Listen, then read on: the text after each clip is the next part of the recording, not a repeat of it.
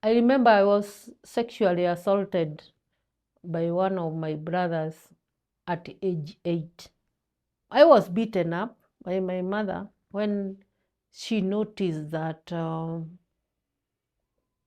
I had changed. And then much later, when I told my sisters that I had been assaulted sexually, they told me it's because I'm a bad girl.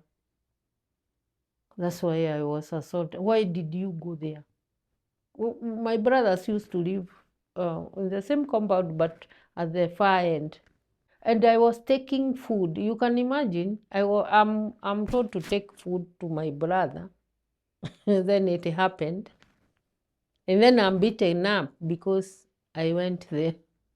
And it is daytime and it's your home where you expect children to be safe. It was not safe for me. I still feel bad even at this age.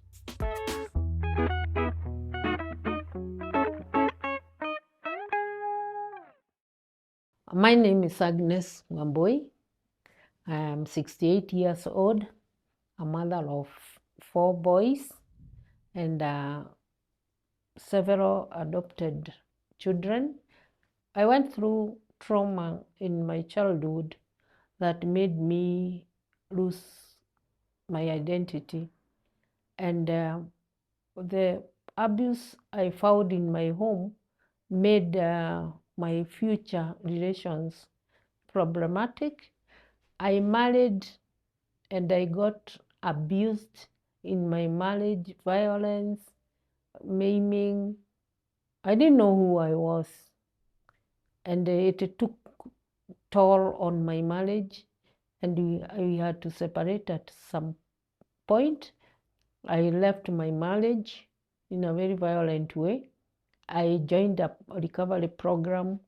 They also taught me how to help my children to pick their pieces because I had harmed them by my not being emotionally present for them. I'm the 8th born in a family of 11. I'm named after my mother's sister who was deaf and dumb. Those people who, that's how my aunt used to talk. 68 years old now. I went to school at age 5. That's when I joined class 1. There was no nursery school then. So I was small when the other girls were big. Actually, the girls we were in class with, after class 4, they got married because they were big. Okay, me being the 8th born, my sister, firstborn sister, was 18 years when I was born. So when I was growing up, I thought she was my mother because most of the time I was going with her from one place to another. Actually, even when she became a teacher, I went with her to her reporting school where she was reporting to stay with her. That's how I joined class 1. Then after a year or so, she was transferred to our local primary school where I'm born. And also my father was a teacher in the same school. Then I think after 1 year, or I was in class 2 when she got married. So she left home and I was disappointed. She went with a man and it was not good for me. I was not allowed to go to her home anytime I want. And I thought she was my mother. So I became my mother, having had 11 children, me being the 8th born. To me, she didn't so much take care of me. Most of the time, her sisters, my mother came with 3 or other of her sisters to my father's home. So when I was growing up, I used to find 20 plus people in the compound. My aunt's children, they all came, and they were older than me. So I used to think that all homes are as crowded. So that time we used to only eat chapatis at Easter time and Christmas. So you can imagine, even if there are 4 packets of unga, I'm a small girl, most of the time they used to forget that I'm around.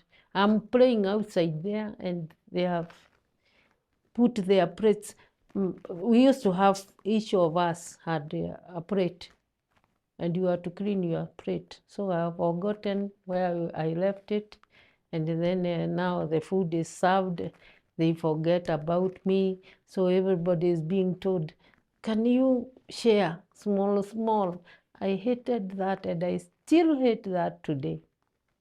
So my father had put a tap, water tap, those days, so that we don't go to the river. My grandmother would close that tap so that we may go to the river. And I used to ask myself, what's wrong with this lady? And then my mother got my brother a year after I was born, and another sister 2 years after, 3 years after I'm born, and then another brother. So as a small girl, my mother is having a child at the back, another one is here, and I'm a small girl, I need to be held, and I started becoming independent very early. I would be told to go to school alone, and I'm 6 years. And there used to be hyenas in our area. Ooh, we would hear them at afar, because most of the land was not cultivated. They used to live in the forest. And I'm going to school, and I'm alone.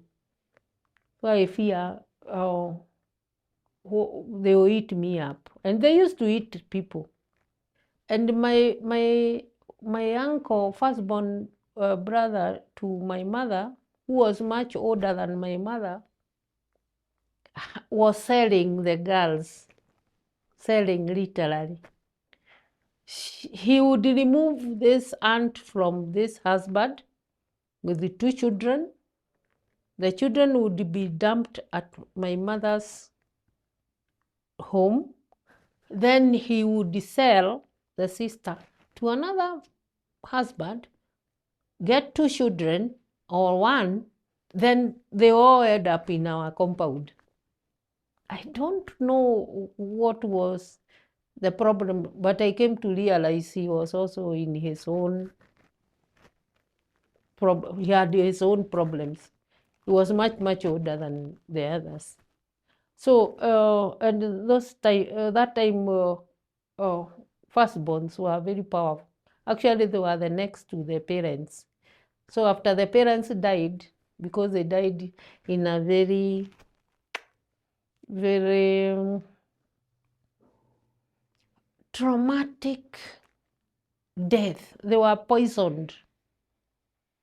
My grandfather, the father to my mother, and her grandfather, now the father to her mother, they were poisoned one day by the villagers. So they were given meat which was poisoned. Reason, the grandfather to my mother was a witch.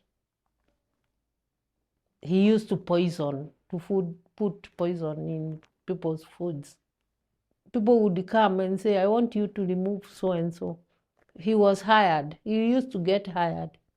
So the villagers became so angry that he's the one, if anybody dies, it has something to do with him.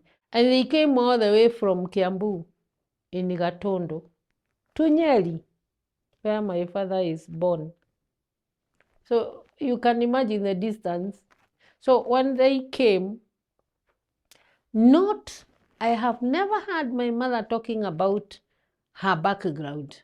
But when we were growing older, there was a time we were taken there, I think twice, when I was growing up.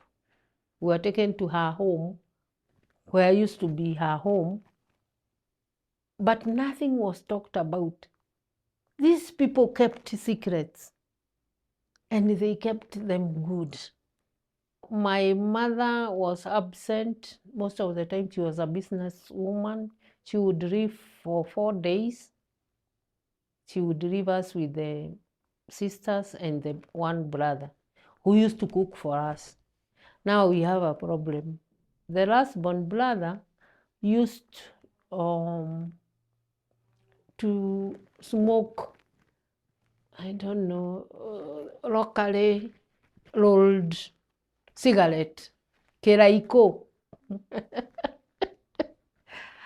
But now I came to realize later on, this keraiko was not only keraiko, it was a bang.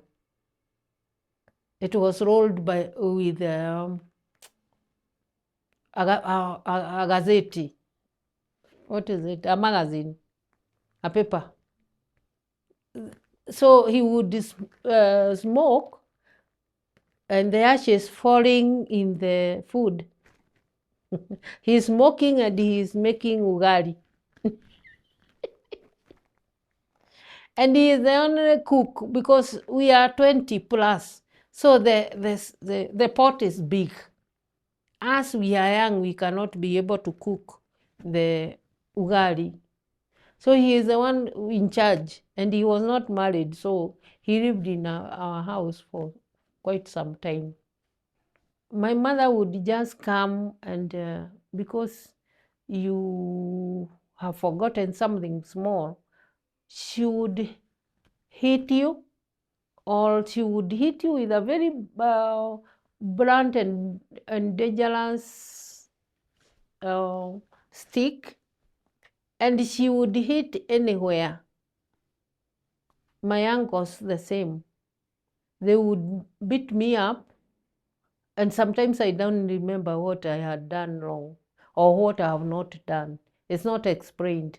That time you were not called and asked, why did you not wash the cups? Or why did you not do this and that? You would just get hit, then you ask yourself, what have I done? And most of the time it was not explained. My uncles and my aunts were drinking alcohol. So, and they're also church goers, very good in church. When they came drunk, they would talk, the drunken talk. And I would sit there listening to them. Now I'm being beaten for being there. I'm not supposed to be there when the adults are talking. Now, how would I have known as a child that the adult I should go far away? And we are living in the same house. And I'm beaten because of being there. I remember I was sexually assaulted by one of my brothers at age 8. I still feel bad, even at this age, although I've worked on it for so many times, because there is some fear that started now creeping. I was beaten up by my mother when she noticed that I had changed. I didn't report. And then much later, when I told my sisters that I had been assaulted sexually, they told me it's because I'm a bad girl. That's why I was assaulted. Why did you go there? My brothers used to live in the same compound, but at the far end. Why did you go there to that room? And it was a daytime. And then I told myself, why did I go there? And I didn't know it affected my sexual life from that time until I got married and I had problems with my husband. When I went for counseling, that's when I realized it had to come from there. Everything changed after that. And I was taking food. You can imagine, I'm told to take food to my brother. Then it happened. And then I'm beaten up because I went there. And it is daytime and it's your home where you expect children to be safe. It was not safe for me. So many things change. But now, unfortunately or fortunately for me, I put all the energies into classwork. I became the best, doing always good, working very hard in class, hiding behind the books. That's what I came to learn later. I was always doing the best. When it comes to dancing, I'm the best. When it comes to school work, I'm the best. And I escaped for so many years. Even when I was having children, I would always escape to my work, into my work, or into church work. I would hide behind something. Until now, just some years back, now I was looking at myself, I realized, that's where I lost. At class 6, we are taken to a boarding school for 2 years. I was taken to a boarding school for 2 years, a Catholic school. For those 2 years, I lived away from home. And unfortunately, when I did my class 7, at the past, I didn't get a calling letter, and I had passed. Just happened that I didn't get a calling letter. So I had to stay home for the first term, the whole of first term, looking for schools. I went to Nairobi to my second-born brother's home to look for a school. I got one of the best schools, the Muru Girls, then, and I was admitted. But now my mother said that I cannot join that school, it's too costly. It was only 4,000 shillings. And my father could afford. But my mother said, come home. We are not going to that school. So I looked for a school for myself, a day school. Again, now I'm back home. And I did well in Form 4. But I didn't qualify for university due to other logistics and responsibilities. Remember, I have my sister's kid to take care of, so I'm doing so many things, and I'm studying, and I want to be seen to be good. So I didn't get calling to. There was only one university, so I didn't get admission, but I got a good job because I had passed. And I worked in that parastatal for 18 years. Now, in high school, I started now looking for escaping the home environment. I was not very good at running away, like wanting to stay away from home. I would always find myself coming back. Like I would want to go and visit my sisters. Now the two of them were married then, and stay with them. But I will always find myself coming back home sooner. While other sisters would go and stay the whole holiday with my elder sisters, and they would not go to the garden, they would not do the housework. Yeah, there was the maids to take care of, but I didn't get that privilege. And somehow I started hating myself and telling myself, you're a bad girl. That's why everybody doesn't like you. I started getting isolated when I was very young by my sisters, my elder sisters, 3 of them. But they didn't show, I cannot say they showed directly that they don't like me, but when now I'm a grown up, now I'm a mother, I'm a grandmother, I have come to realize that they later on they just cut me off. Wow, you don't belong here. I started fighting now to belong until I got tired of fighting to belong. Then I was told, you don't have to belong. My mother's side, she didn't like her background.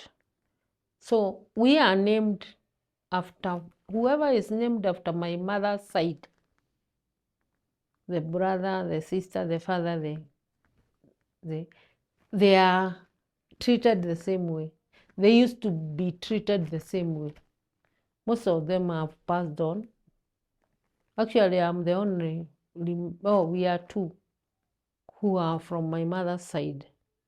You see, in our culture, father, mother, then you start sister, or this side, that way. So whoever is named after my mother's side, she used to hate us with a passion.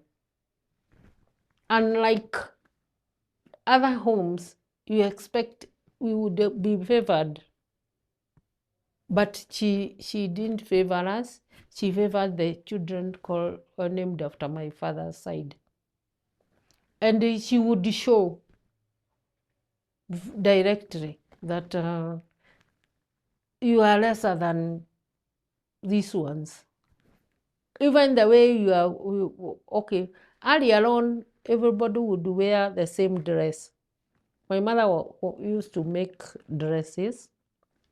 She had a sewing machine. Everybody would wear the same dress. In Christmas, there is only one dress for 1 year. So Christmas Day, we would all wear one dress. But later on now, when my sisters left home, that's when now I started seeing the gap. When she is addressing me, she's not organized, she's not, even if I bring some money to her, she will not get appreciate. And when my sister, who is named after my father's side, bring just a quarter of what I have brought, she would be appreciated, she would be given all the goodies. She wouldn't even cook for me. But when we went, me and my sister, who is named after my father, She would cook. She would put on the covers. She would treat us so well. And she is showing that it's her, not me, being doing things for. Because the moment my sister leaves, my mother would change to a very hostile and uninterested. So me, with my own behavior, I would make sure that we go together with my sister because I know we'll get goodies. Any question you asked, you are answered with a slap. Any question you asked, you are answered with a kick. Anything. Try anything. Even the way you would try a dance, you start checking your body at home, you would be beaten. I would be beaten. She's very good outside there. But with her own children who are named after her, she's very hostile. She's very abusive. I remember my brother, my immediate brother, 1 year after me. And he passed on very early. He was 30-something when he passed on. My mother, and he was named after my mother's brother, now the older brother. Hey, that boy used to get a beating. Anything small, even those things that he was not even there when they were being done, he would be beaten. So my mother used to put a block, a stone, 9 by whatever, and then he would put a sack on top. Then he would, she would drop my brother on that. No wonder he started using bang and miraa very early when he was in high school. And he died when he was drunk. But he was poisoned by my brother, the other brother now, who was named after my mother's grandfather. Just the other day, some 3-4 years ago, I got information. I was informed by a cousin, an older cousin, that my mother was married elsewhere. She was married. She was sold by his brother, by her brother, to a man. Nothing was talked about.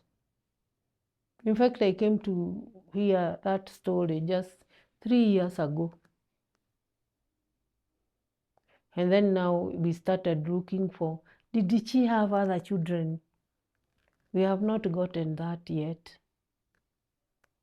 My father was a teacher in the school my mother went to. Those days, you could go to school when you are a big girl. So my father got interested with my mother, and he alleged to elope with my mother to Nyeri. And now she started now having her own children. Nothing is talked about her background. And no wonder, that's why she never used to go home. Because I came to realize that that man was from the village where my mother was born. But we used to go there when I'm a big girl, when I'm married, and I've never heard my cousins talking about it. So many secrets in that home. Even about my mother's grandfather, nobody talked about it. We used to hear from very distant villagers from where my mother is born, or sometimes when my uncle is drunk, he would talk about people, and then my mother would say, leave him alone, he is drunk. But that's what had happened. The real issue is for the grandfather, my mother's grandfather, being a witch. They were changed from that area. So, and then the parents died the same day, the father and the grandfather. And then my grandmother died immediately after. Now I call it execution of our grandfather and his father. That's one of the reasons, I guess. She went to the grave with the secrets. In fact, I tried to ask her at her last days. She didn't. She was very careful not to talk about it. Because when I joined recovery programs, I was told to go back to the childhood. And I would question, I would ask, what happened? And she would just dismiss. I go as far as where she was born. I ask people around what kind of a family my mother had, and I didn't get much. I didn't get much information. In fact, the information I used to get is from my village. Now my my neighbor at home, now my father's home, she used to tell me, this family of yours, they have so many secrets, they have so many problems. They need to work on their problems. That's what she used to tell me. Then I was now arguing myself, but if I go to church, everything will be sorted. So I had myself very well in church, and I stayed there. And whenever I would ask my mother or my aunts, they would just tell me, go to church, pray about it. It will be over. I pass Form 4, I get a good job in telecom, with telecom. And then I meet this guy from a totally different area, but a Kikuyu. I think that he is different. Little did I know, he also came from a very dysfunctional family. So when I got married because I was running away from my home. And I met a guy who was from another district, thinking that this is different because he's not from my area. And then he doesn't know me. He doesn't know my background. My friend. Exactly the same behavior. I left home. The father is a staunch Christian. The mother is also a very dedicated Christian. But at the background, there is a lot of alcoholism. There is a lot of drug abuse. There is a lot of sexual abuse. On the face, I didn't notice. The first 10 years, I didn't notice because I thought I was at the top, so nobody would reach me. And because the brothers were not so educated, they didn't try to reach where I was sooner. But after 8-9 years, they started now relaxing. They started now attacking me. And at that time, I have already gotten 2 boys, 2 kids. Then I started seeing now the other side. They stopped pretending that all is well. Even the father stopped pretending that all is well. We didn't live at home, at his home, in the first 10 years. So we were living in town. He was a teacher, I was working in the telecom. So we lived in town. But when we shifted to his home, which was near where I was working, and I had done a lot of investments there, that's the time now I started seeing now the real behavior, even the sexual assault. I didn't think that I would come from such an environment. Then when I'm married, I'm getting the same sexual harassment. And I'm a Christian. I'm going to church. I'm praying. In fact, I used to pray when I'm kneeling so that God may hear me. And the more I prayed, the more things went wrong. Physical violence. My husband used to smoke bang. And whenever he smoked, he would fight. And then he would chase me out of the house. I would sleep out. In fact, my boys used to tell me that whenever my father was in, their father, my husband was in the house, I was sleeping outside. And when he is outside, that's the time now I'm sleeping in the house. And I'm working, I'm earning, I have my own money, but I'm not in control of my life. He was in control of everything. I didn't drink when I was growing up, even in high school. Even when I got married, I decided I would not drink because of the behavior of my uncles and my aunts. Until now, I got my second born son, and the first birthday, my husband put some alcohol in my soda. And that's how the roller coaster started. For the next 4 years, it didn't bother me. He is violent. I drink. I'm having issues with my work. I drink. I'm having issues with my in-laws. I drink.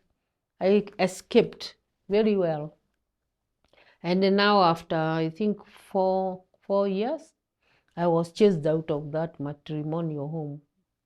Actually, I was not in charge of my life even before I started drinking, because I had a husband who was in charge of my life. He was the one to tell me, can you put on your beige dress? Can you put on that hair? Can you behave this way? I was a good wife, a dutiful wife. If I cook this meal and he comes at 2 a.m. in the morning, he doesn't want that, I will cook the other one. He would throw the food out. He would break the pots and the plates. And I had adjusted. In fact, I bought plastic cups and plates. Reason, because when he throws the plastic at me, I won't be as injured as the breakables. That was the reason. Before I started drinking, I was not in charge of my life. Now, when I drank, after a month or so, now alcohol started getting into my body, I let go all moral responsibility. I would talk the way I want. I would insult whoever I want. I would go home when I wanted. I would leave home when I wanted. Actually, the housemaid, the house girl, was in charge of the house. I was never there. We are working, both of us. He is a teacher, a technical teacher. I'm in telecom. I'm getting good money. He's getting good money. But we are not able to sustain ourselves. We are not feeding ourselves. All the money is going, for both of us, going to the alcohol or going to the damages, to pay the damages of alcohol. Yeah. So his father is feeding us. And we have a job, good jobs. We are reduced to depending on his father or my father. Even the maid was paid by their father, his father. And the children, school fees was being paid by the parents. We are reduced to dependent, and we are supposed to be there at the top. Health-wise, I became very thin and unkempt. I remember the maid used to remind me to bathe. I never liked water. So she is the one to make sure that I feed in the morning. And she's also in charge of the children. And she is also in charge of my husband. And now all the things we had built, because we were homemakers. We were organized. I had even gone to school to learn cookery. I used to cook the best before. Then all of a sudden, I'm not cooking. I'm not interested. Yeah. That is the financial part. Now, the moral part. I would talk carelessly. And I would accuse people of things they never did. Then at work, we had a group of people who we used to drink with. So we don't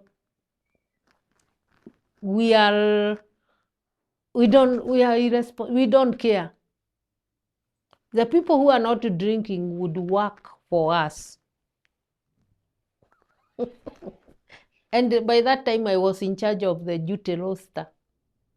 So I'm the one to give duties. So I would give duties according to how we are drinking. If you don't buy me a drink or we don't drink together, I give you the worst duty, especially during Christmas time. Your work. I remember one time I gave a duty to somebody. I was supposed to relieve him. I didn't go to work. He worked for 16 hours straight because he would not leave the telephone operating desk without a reliever. And I am not coming.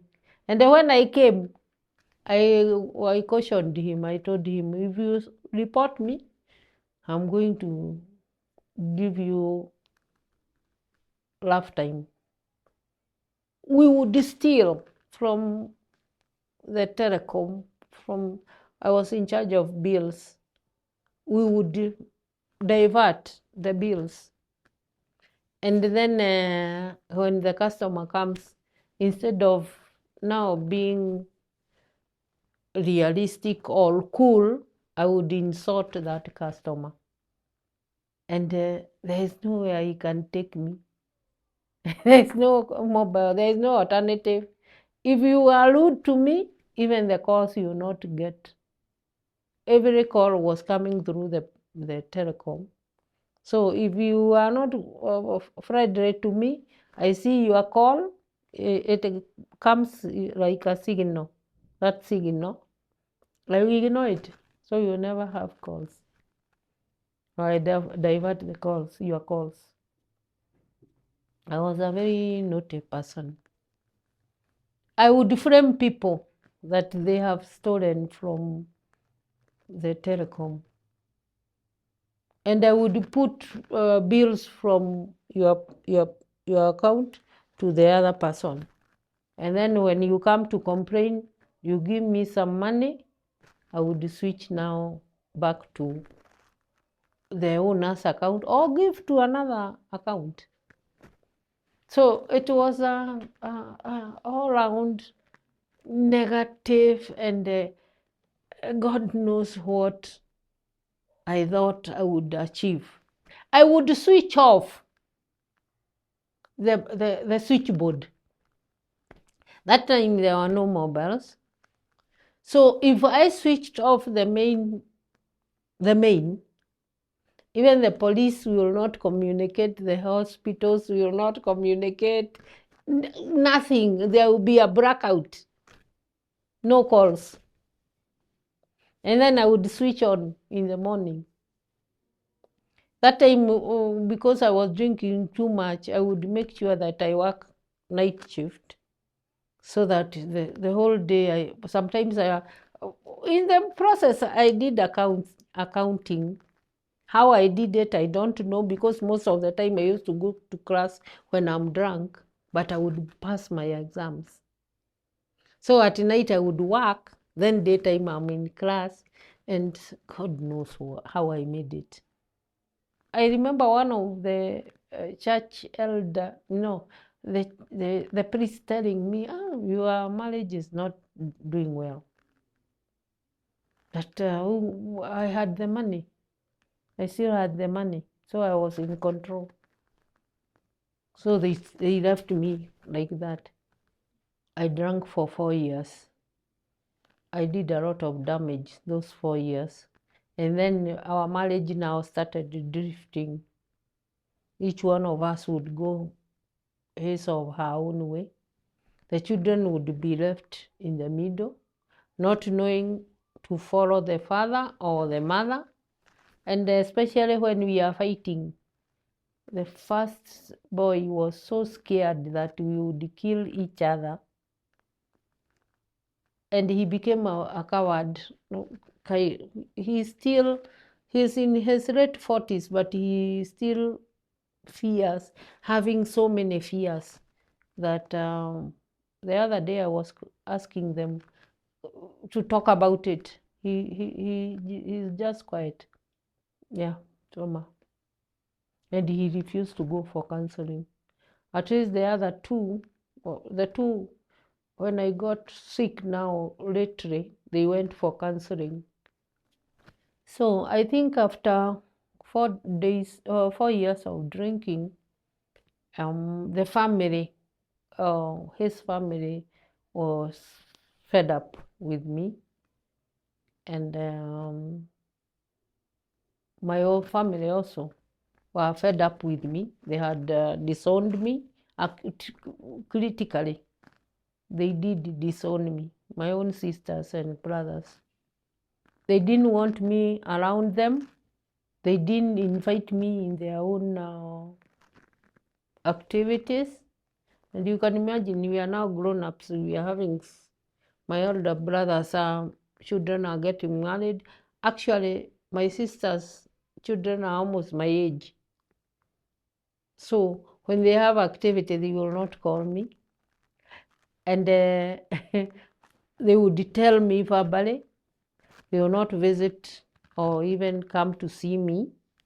And yeah, they wouldn't want anything to do with me.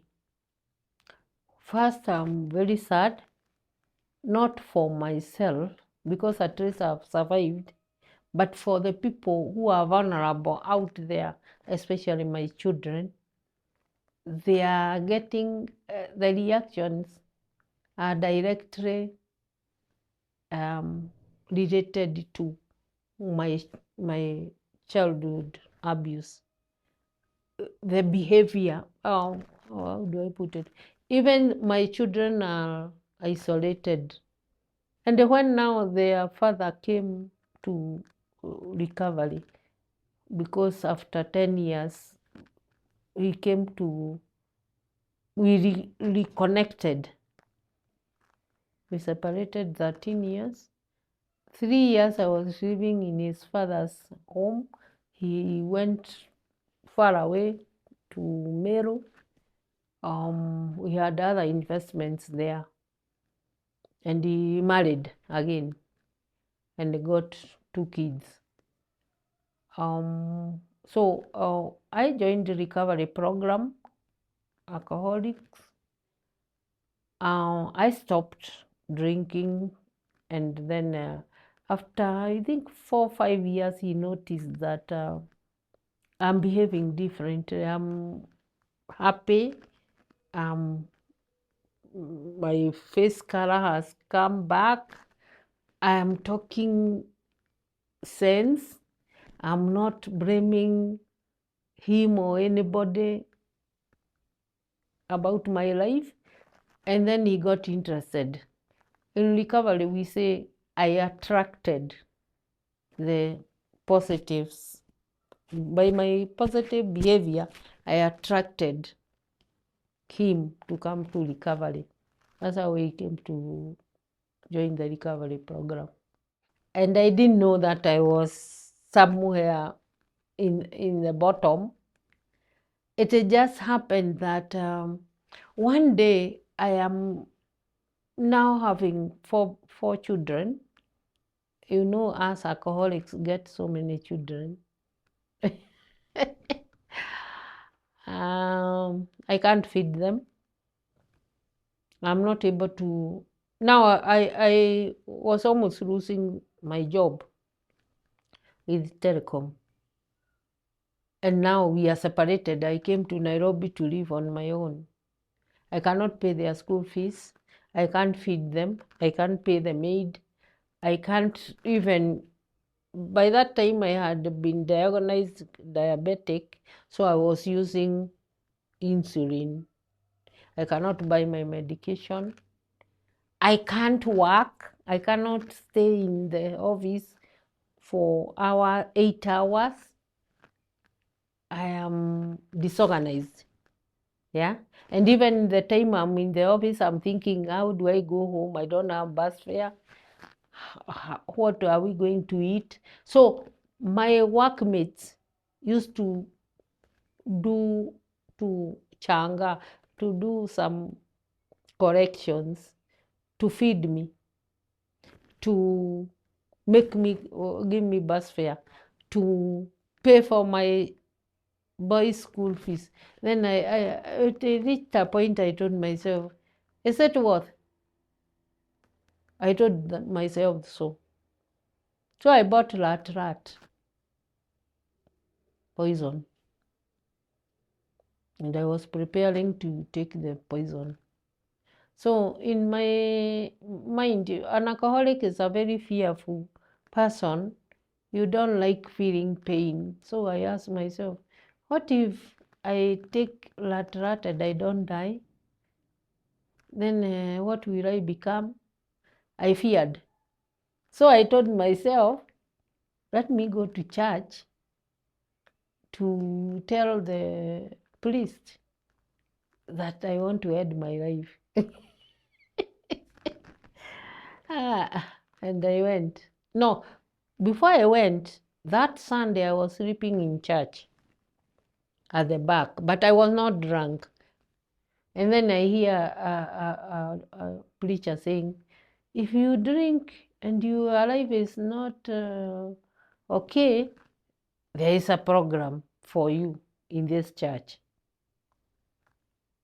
I didn't hear well. But now I heard the second statement said, if you live with a person who drinks and you think your life has been ruined by this person's drinking, there is a program. That's what I heard. And you can come and try it. So I told myself, why not?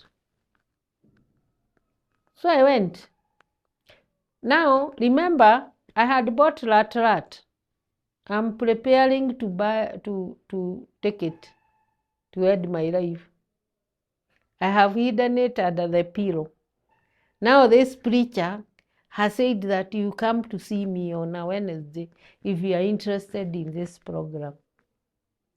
So, and then I told myself, I can have this chance. This man seems to be knowing about me. I thought he was talking about me in the church. I thought he had seen me. And we are more than 200 in the church. And I'm sleeping at the back. So I went and told him. And he told me, oh, you want to take rat? Okay. He was from Tanzania, and he used to, he had these artificial teeth, I remember. And he told me, okay, go and take whatever you are planning to take, then you come on Saturday. I cried. I cried from Wednesday. I didn't eat. I didn't even go to the toilet. I didn't go anywhere. I refused to talk. I refused to say anything. The maid was in charge of everything, remember? So on Saturday I went because he said that I go on Saturday. And then he asked me, and he told me, come at 5. Exactly 5, you'll be here. And he asked me, on Saturday, now I go. I'm checking because I've not eaten, I've not taken any water. Then he shouted at me, and why have you come? Wapi msimamizi wa Mungu? You're not afraid of the preacher? Do you know I'm the representative of God here?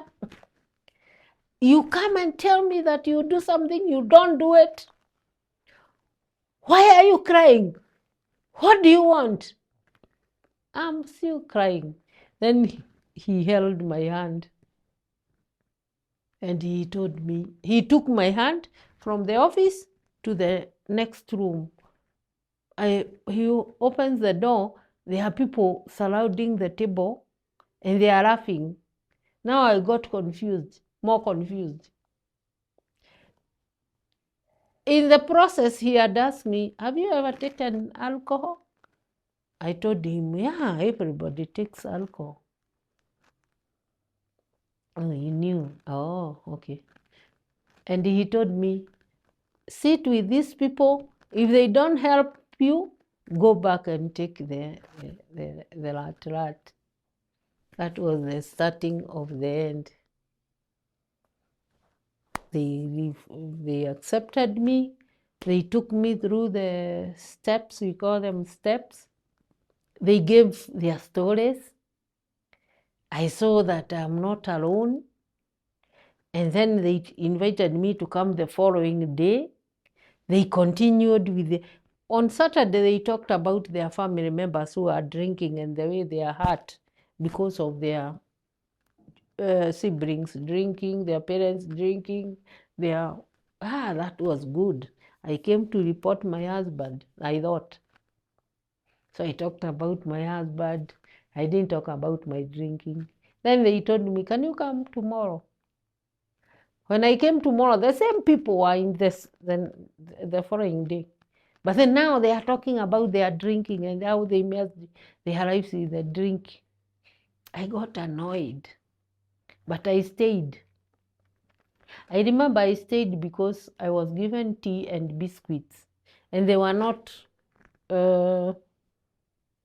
measuring the number of biscuits I'm taking. I still go to those meetings because of tea and biscuits. They still put tea and biscuits without measuring. I'm still going there. But I got myself back. That was 16th of May, 1993. I'm still going even today.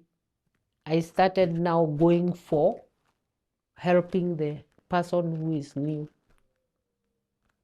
I started now feeling that with my experience, I can help the newcomer. Now I told myself I can be useful there. And I kept going. Then I told myself, after 10 years, I will just stop, look for a good job, and continue with my life. I'm still stuck there. I joined this program after I had been diagnosed with diabetes. So I was on medication. And then my work had been affected by my condition, my health condition. Most of the time I'm more sick of.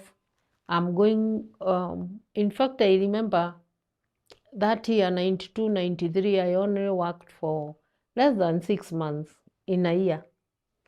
The other times I was on sick of or in the hospital. And now I remember my boys had waited for my death. They were always waiting, especially the firstborn, was always waiting to be called from school that I'm dead.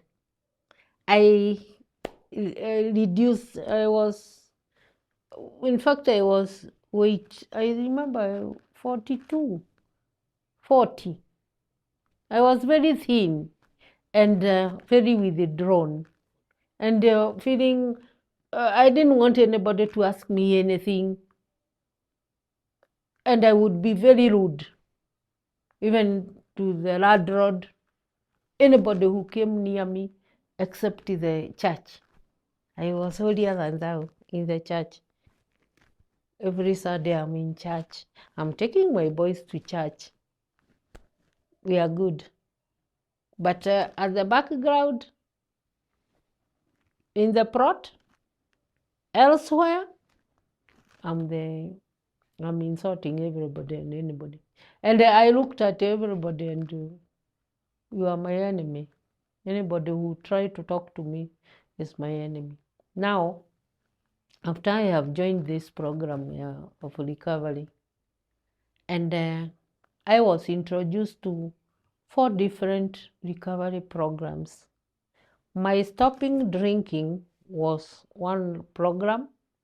My living with the alcoholic, I came to realize my parents were alcoholic, and my aunts and uncles were alcoholics. That's why they behaved the way they did. I joined a program for that, just to revisit what I went through and how I feel now, and the connectedness, because I needed to connect with myself. I needed to connect with them.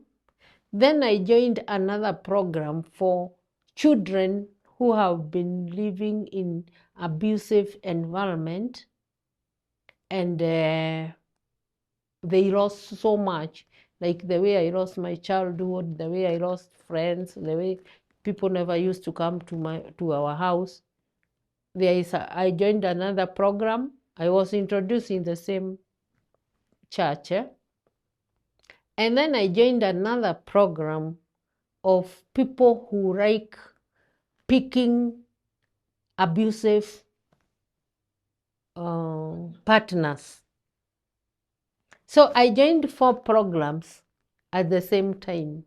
I remember I used to have books I could keep under the pillow. At night I would do the reading. I like reading even today. And within 6 months, I had read these books and many other books. I had gone to all these programs, physical programs. I would hear people, not the same people, but different. That time, most of the members were the whites.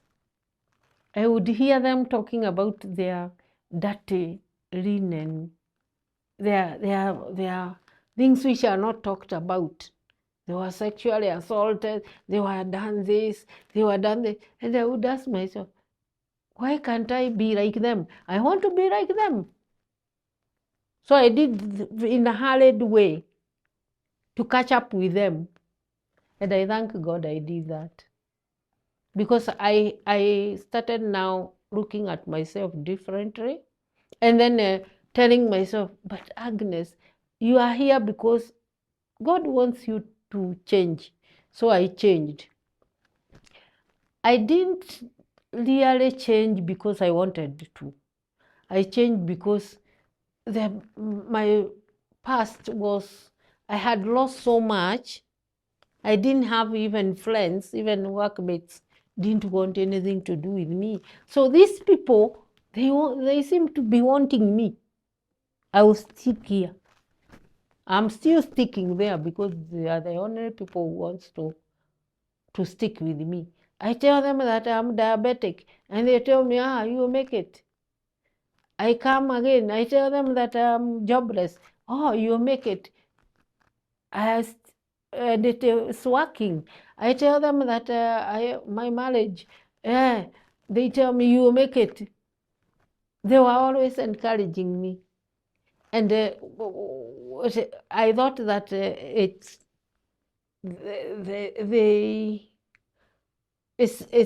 was their doing, which was not. It's a worldwide way of recovery. So I told myself, I want to be like him. I want to get well. That was, I don't know where it came from, but I know that's what's the reason why I worked so hard. By working so hard, within, I started now managing my diabetes, not very well, but somehow. I lost my job.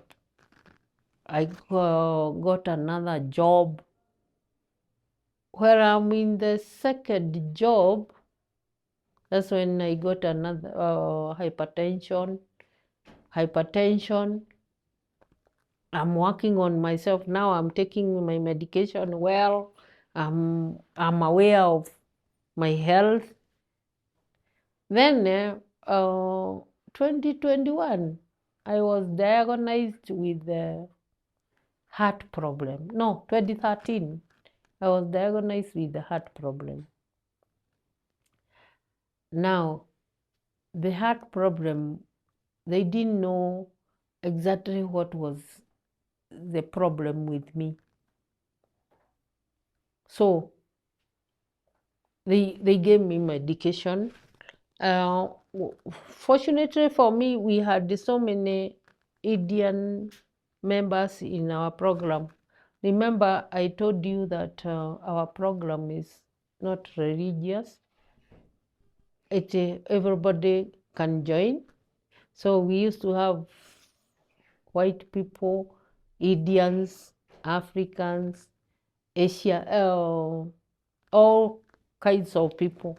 So they took care of my medical needs. I went through the best doctors, but they didn't know what to do with me in 2013.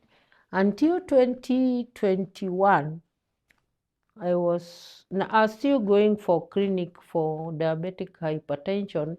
One of the doctors, I tell him, I was told that I have a heart problem. And he said, why don't you go to Aga Khan? You get checked, a special checking. We see what is the problem with your heart. That's when they diagnosed with I don't know what they called it. There is a blockage. There is the main arteries had blocked, and they have two blockages.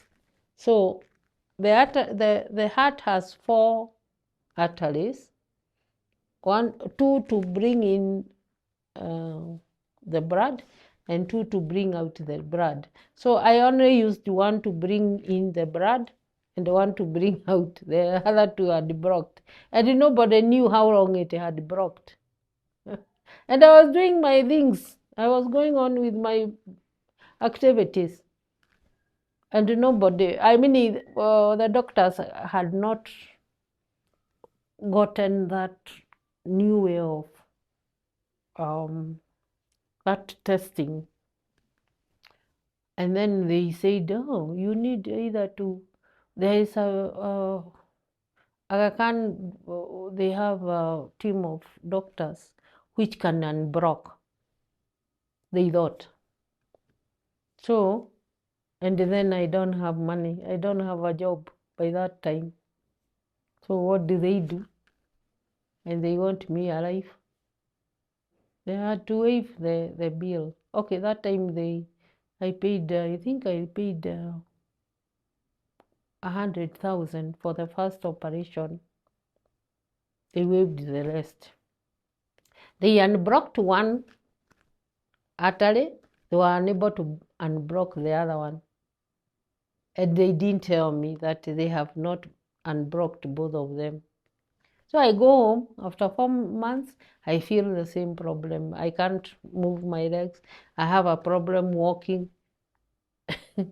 And then I was asked, after 4 months, I was asked to go back to the hospital. This time they told me, oh, we couldn't tell you because we knew you would be concerned. We were not able to unblock because it has a multiple blockage. That's what they said. But now there is a visiting doctor from, I think, last year, who has the expertise of unblocking such a blockage. They had checked online, and they had he had come on holiday, he thought, but he didn't go on holiday. He stayed in the theater for all those days to unblock people with the multiple complications. I was called in. I don't have a shilling in the pocket. My boys are not working. The business is all down. I have 2,000. The day they called me, I had 2,000 in my Mpesa. Actually, I was sent by a friend. There was Fuliza then. So my son is being asked, can you Fuliza some amount you pay deposit? How much? 400,000. And here I am with my bag. I have come for admission. Because they called me, they told me, you come for admission. They didn't tell me to come with 400,000. They told me to come for admission. So even the 2,000 I had just carried for buying my other medication. And there was a man just next in the line. He had the same complications, and he had the cash. And I saw him counting 1,000 until 1.2 million. And we are seated there with my son, waiting for admission. Then the doctor is saying, ask people to do harambe for you, to do a fundraising for you. I'm seated there. And the doctor has only 2 days. He will go back to Russia or wherever he came from. So they want to make sure. And then they want to run, they want to, I am like a case study.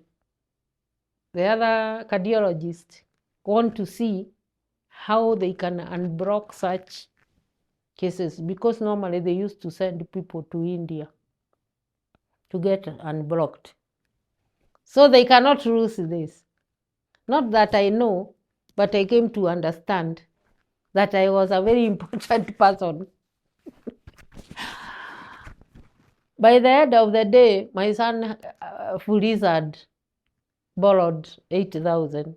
So I'm told, can you deposit, can you pay to the hospital that 2,000, and your son pays the 8,000 he has borrowed, and you go to the ward. So I go to the ward. The following day, I'm taken to the ICU. waiting to go for the surgery. And my sons are told, can you get another 10,000? How can they get the other 10,000? I had called the recovery people. We are a family in recovery, so we help each other.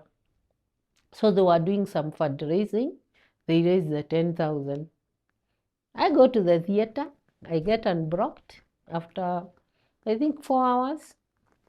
I'm taken back to the ICU. I spend the whole day in ICU. The following day, I'm told that in the evening you go home. Now I'm worried. Who will pay even the 400,000? Remember, it's only 20,000 we have deposited. And then the doctor says, ask your son to raise another 10,000. Then you'll go home. I'm in ICU. I can't go out. I can't even talk to on phone. Everything is put everywhere. So my friends raises 10,000.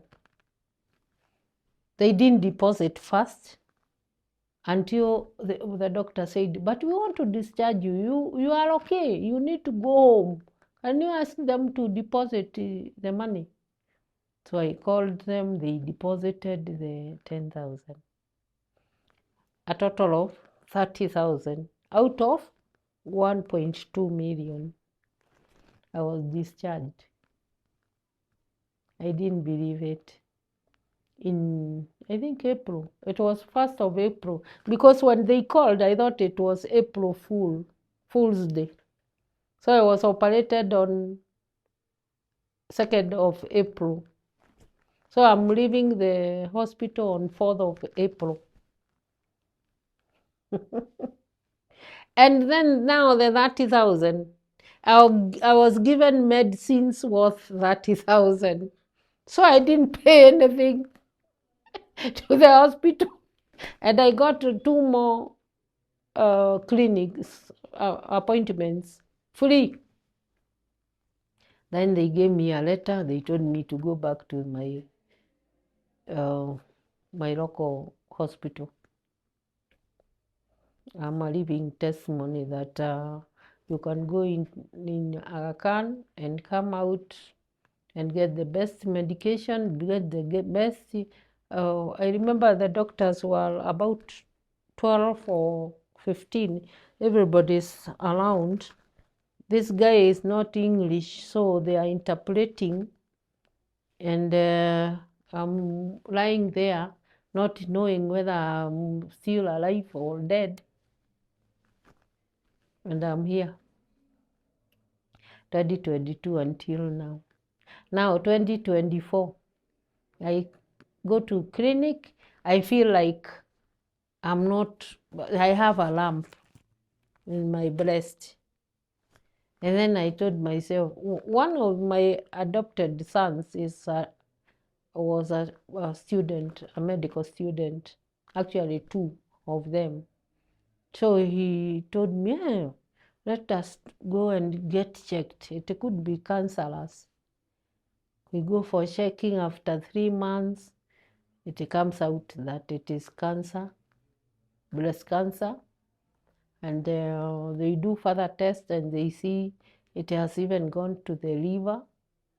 It has also gone to the armpit. So there is no need of removing the breast because it has moved to the very sensitive area.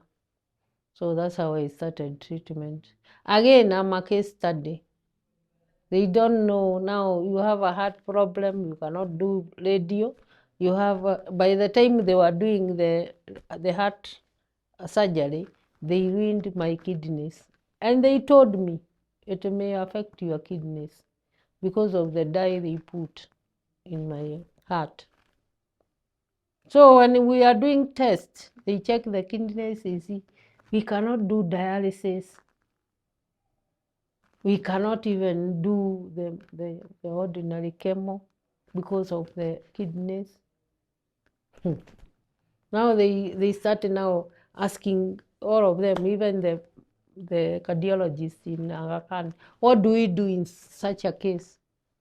So they came up with a treatment which will not affect my kidneys more. They started managing the kidneys first. It was cleared. They check on the heart. It is stable. Then they started now doing chemo, the injection one, which is very costly. Last year, September, I've gone for 14 cycles of chemo. I'm remaining 4. Then they know the next, what to do next. Cancer is a long life treatment. You can't say that after now the 18 cycles, I have to go for 18 cycles of chemo, that the sickness you have gone away. It can still remain in the body. So I hear other people saying, I've been here for years. I stayed for 2 years, then it came back. It doesn't bother me. If it comes back after 2 years, it's its own, that will be after 2 years. I'm not scared today about what will happen even tomorrow. If I hold it today, I will not be able to survive the 24 hours ahead of me. And that's how the recovery programs teaches us. Yeah, there is an issue. There is a problem. But I cannot leave that problem. I can live a sober and sane this period until I reach an end. And I've never reached an end. Me, I wake up, like last week, I had to go for eye surgery. With the diabetes, sometimes the eyes go get pressure, the other time sugars go to the eye. I was to do a surgery on this eye, and the SHA insurance does not cover that particular surgery, although this one they had done with the SHA cover. This one, it had pressure inside. They had to remove the pressure, whatever it is. Then I talk as if I am a doctor. And then now this one, they had to, I don't know what they were doing. Now they won't pay for this one, and I have to pay 20,000. Do you know I went to that hospital with the 5,000 shillings, and I stayed there. I told them, me, I've come for the surgery. They didn't have a choice but to admit me. And they did the procedure, and I went home, and I paid 5,000. I'm a daredevil. Me, I can even go into a bus without money, and I stay. Not that I am negative. I don't know. Not that I want to cheat. That I have paid the what do you call it, to dodge. I would just tell them, hey, I don't have money, and I find myself to the next point where I'm going. But I always tell people, don't follow me. Even me, I don't know where I'm going. Even my children, I tell them, don't. Look for your own faith. It will take you somewhere. My faith is the one which takes me to this areas. I've gone to South Africa without a sharing. I'm landing Johannesburg without a sharing, but I have a friend there, which I don't know. We were not so close that I would know how she would treat me. And we are going for a meeting, a convention. We call them convention. That time in East Africa, we didn't have conventions. We used to go to South Africa to get on sub-Saharan Not that I'm sent by anybody. I just decided that because there is an opportunity and I have my passport, I go to, and I'm there without a shilling. I stayed there for 1 month without a shilling. Who does that? I came back with a whole box of clothes and other things. I even came with the golden necklaces and earrings, presents. They are very generous people there. I also make very many enemies by that, because even our recovery program, we have people who ask themselves, why her? Why not me? Why did she go? Why can't I go like her? But it's my life. If God decides that I will do this, there is no way you get my chance. And that's how we make mistakes, because we follow people who are not, it's not my path. Or I wait on something, I'm told that wait here, where I'm supposed to be there. I don't ask God, where am I supposed to be? And then in the now, the life we are living now, we have so many gods who will always tell you this is the way. And in the Bible it's written, don't follow them. They don't even, or even them, they don't know where they are going. Me, I don't go. Now I have cancer, and I have so many people who tells me, you don't need to go to hospitals. There are these herbs you can take, and the cancer will go. It has worked for other people. It may not work for me. I have other conditions I have to take care. How I got my heart problem in 2013 is because I used the herbs. They hardened my heart, and that's how it broke. Do I want to go back to the same? And I don't say that it doesn't work, but I have to take care of my other conditions. So that's how different I am. And people think that I like spending money on medication. No, I would wish one day I wake up and I don't have to take medication. But for today, that's the path. My friends have been doing fundraisings. Every time I go for a procedure, they will do fundraising. Then my boys sometimes will chip in when they can. If they can't, I have to go back to the friends in recovery. I always depend on friends. I've never gotten support from my family, as I have told you my background, except a few nieces, my sister's daughters and my brother's daughters, a few of them, and they cannot be reached then at one point or another. And them, again, they have their own burdens. They have even their own parents who are ailing.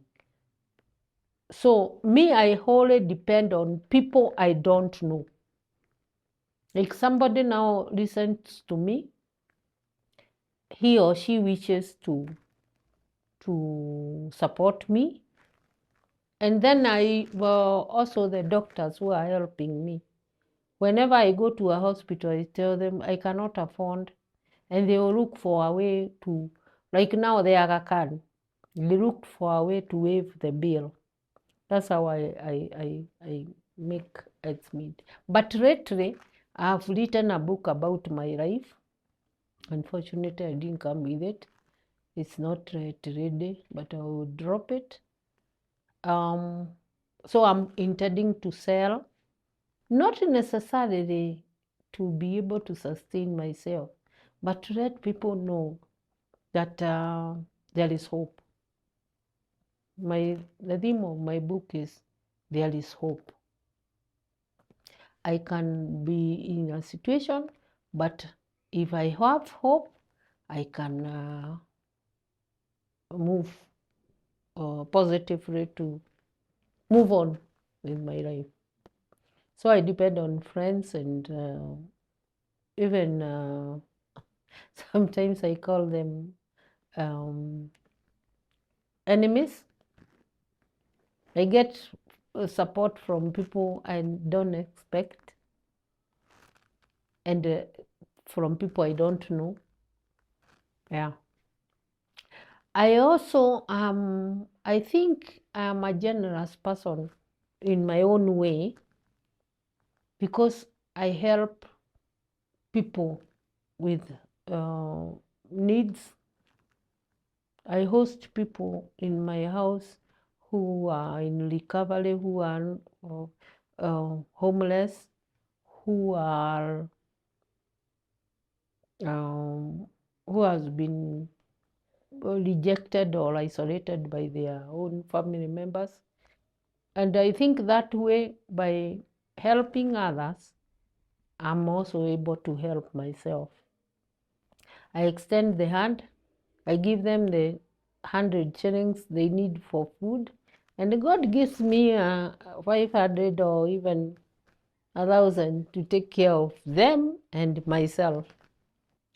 So it is a burden, but I split it in, I can even split it in hours.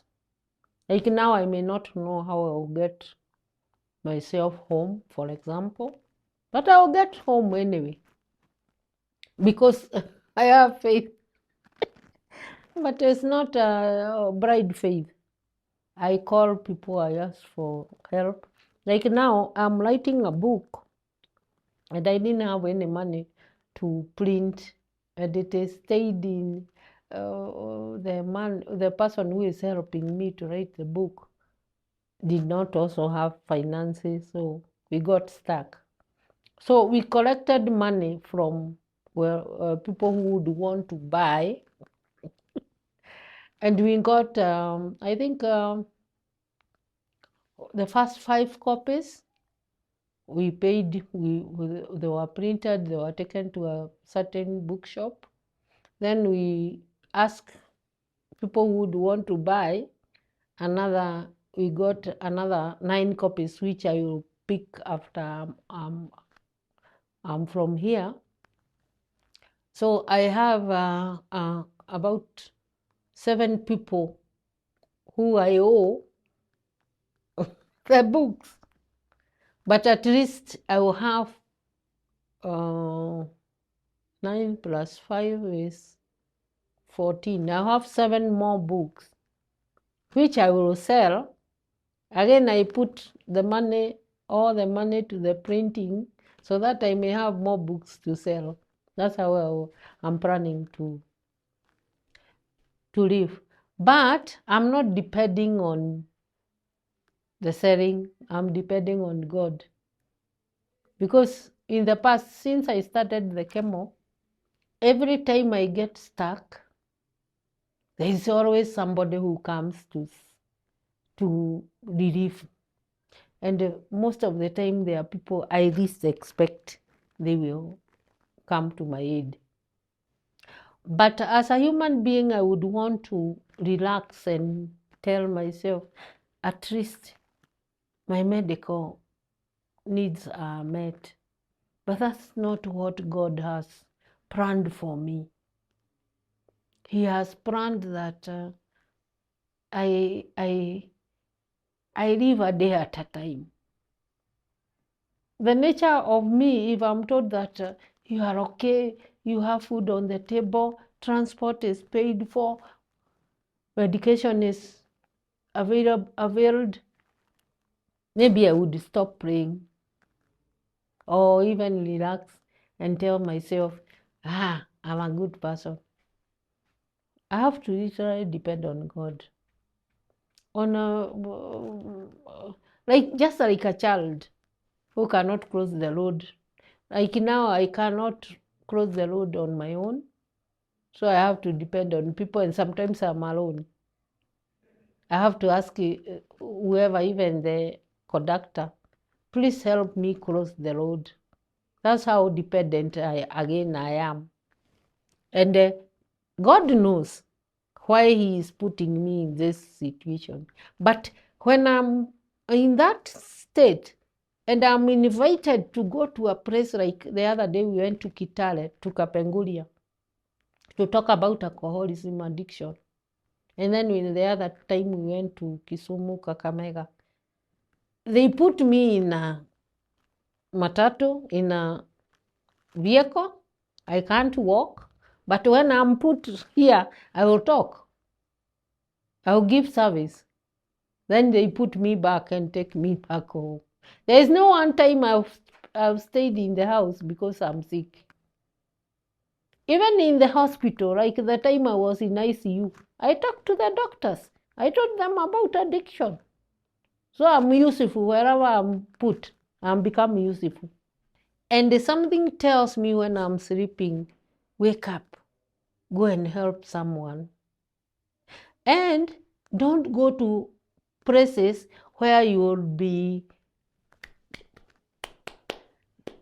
given, good work. Go to people who otherwise would not hear such talk or such help. And that's why I go to slums. I go to informal settlement. And when I'm in the informal settlement, the last 4 or 5 years, that's what I've been doing on a daily basis, when I'm not in the hospital, of course. And I've come across the most educated people, most learned. I don't know the difference between learned and educated. I find professors in the slum. And I asked them, how did you end up here? I came to look for a drink. I got stuck here. A whole professor, a whole doctor, a whole prominent person, and they are calling themselves by their title in the slum, drinking the changa, or smoking, or eating mera, or mogoka. And I asked them, can we talk about getting out of this hole, because it's a hole? And they are able to get out.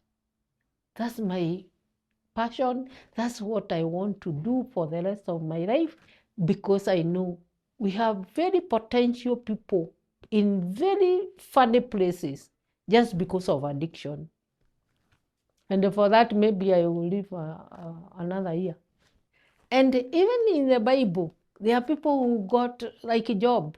He stayed in a situation for so long, and he was a prayerful person, just because God wanted him to do something, or to the glory of God, to show the glory of God. Like me, imagine if I didn't have all those conditions. I have diabetes, hypertension, I have kidney problem, I have heart problem, I have arthritis because of the diabetic hypertension, and I also have now cancer.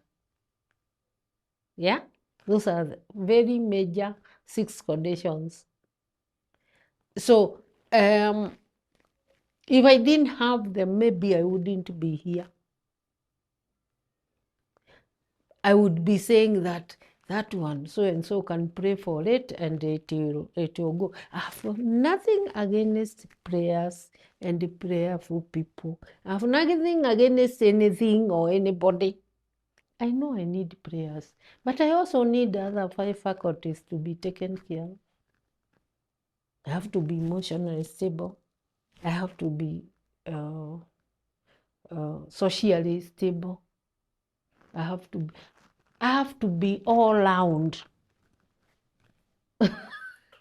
So people don't like that. In fact, most women don't like me because they think that I'm rude. They think that I am ignorant. And they think that I don't know God. Most of them will tell me, it's because you don't know God.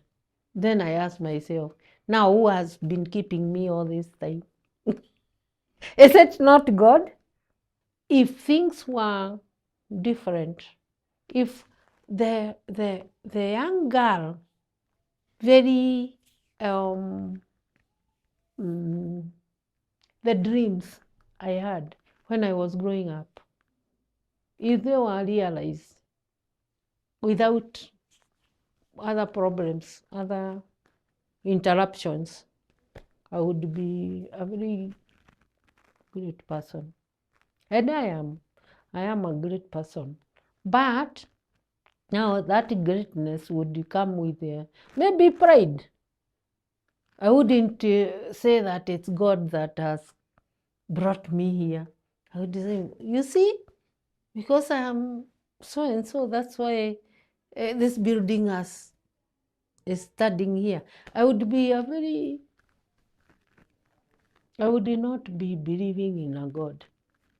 Because whenever I am called to talk to an alcoholic addict, I don't talk to the addict first. I go to the parents or the family and I ask them, what is the environment like? And I question them. I ask, don't you think it would have made away of this person if you are pressured so much? See, the pressure will want to come out. Yeah? Don't you think the environment, the setup, the family setup may have contributed to the person using bang or drugs?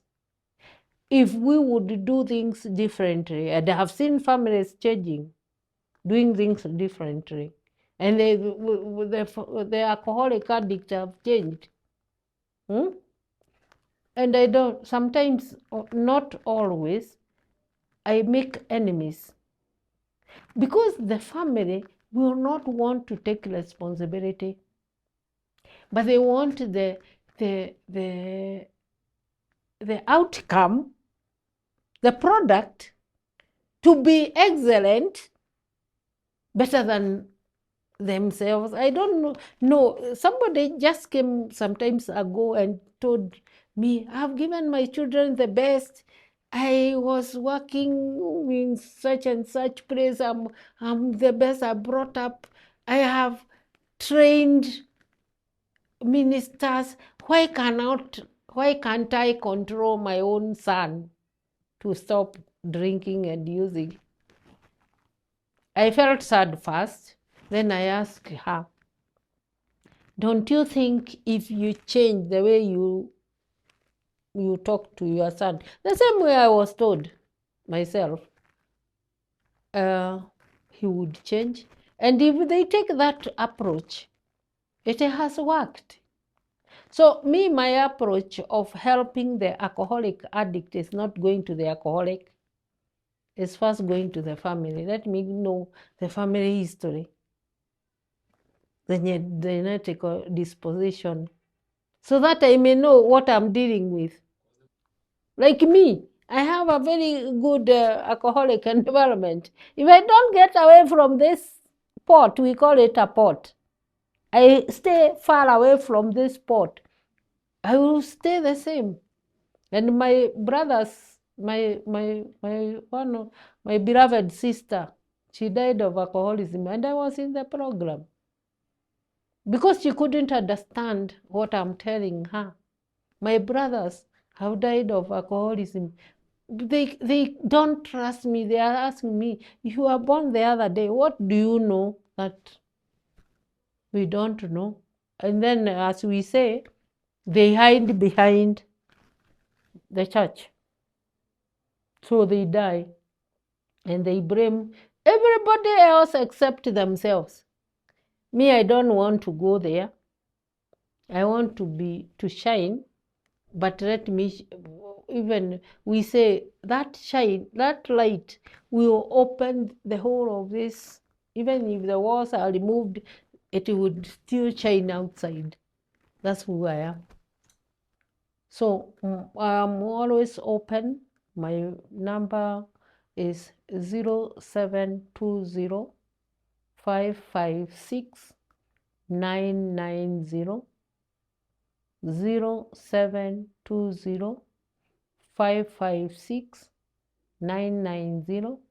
If I don't answer, send a message on WhatsApp or ordinary message. I will answer you. I may not call you back because most of the time I don't have airtime, but I will do what I can. There is hope. My take, I have written a book called My Battle with the Bottle. My Battle with the Bottle.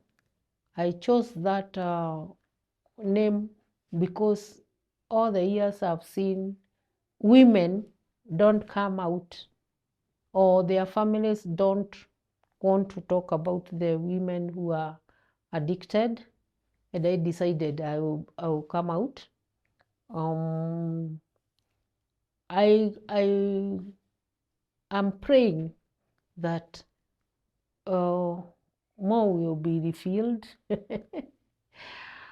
And I'm praying that my medication, what I'm going through now financially, I'll be able to support myself so that I may support the people I want to help.